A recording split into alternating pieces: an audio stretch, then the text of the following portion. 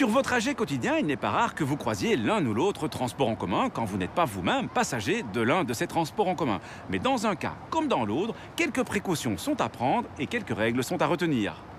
Alors le bus en agglomération est prioritaire quand il quitte son arrêt en ayant émis bien entendu son clignotant.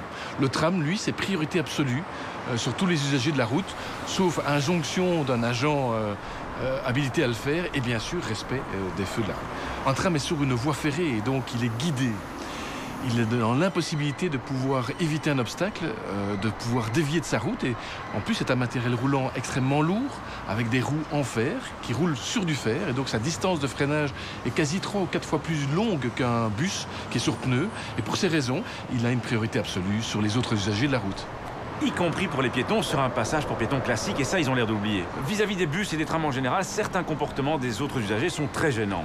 Alors ce qu'on remarque beaucoup, c'est évidemment le stationnement à des mauvais endroits. Exemple, à l'arrêt d'un bus, sur une bande bus, sur une voie de tram. Ces comportements-là empêchent évidemment le matériel roulant de passer, freinent sa progression.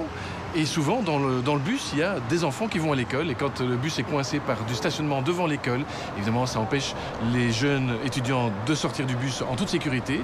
Et parfois même, ça empêche le bus de pouvoir disposer de sa lame manuelle ou mécanique qui permet à un PMR de sortir du bus ou d'y rentrer. D'une manière générale, les infractions peuvent être constatées par la police, mais pas que la police. C'est vrai que tous les contrôleurs, et là je parle pour l'ensemble des sociétés de transport en Belgique, sont assermentés. Ils ont donc le pouvoir d'établir des PV qui sont envoyés ensuite au parquet. Et donc si vous êtes mal stationné, si vous avez un comportement inadéquat dans le bus, ces contrôleurs assermentés peuvent verbaliser. À côté des conseils pour les usagers en général, il y a des conseils à donner pour les usagers des trams et des bus. Effectivement, préparer son voyage de manière proactive pour ne pas arriver en dernière minute, en dernière seconde à l'arrêt. Le bus ou le tram va partir et on va à ce moment-là faire peut-être un comportement qui sera dangereux pour soi, traverser la route n'importe comment. Mais également, quand on sort du bus, se préparer, sortir de son siège, se mettre devant la porte pour éviter des bousculades ou éviter de devoir sortir au moment où la porte va se fermer.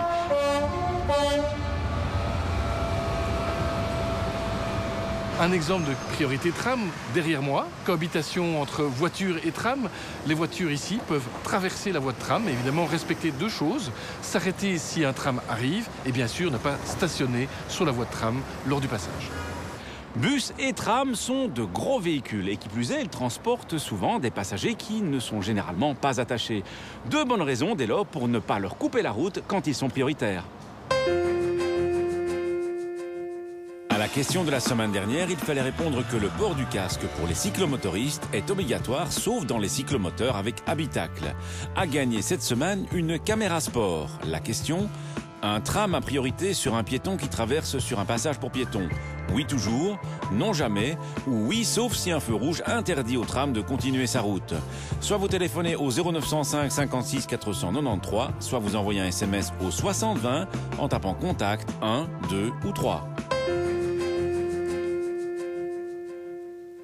La législation autorise désormais explicitement les motards à remonter les fils de véhicules. Mais un motocycliste ne peut toutefois dépasser la vitesse de 50 km/h et la différence de vitesse entre le motocycliste et les véhicules qui se trouvent sur ces bandes de circulation ou fils ne peut être supérieure à 20 km/h.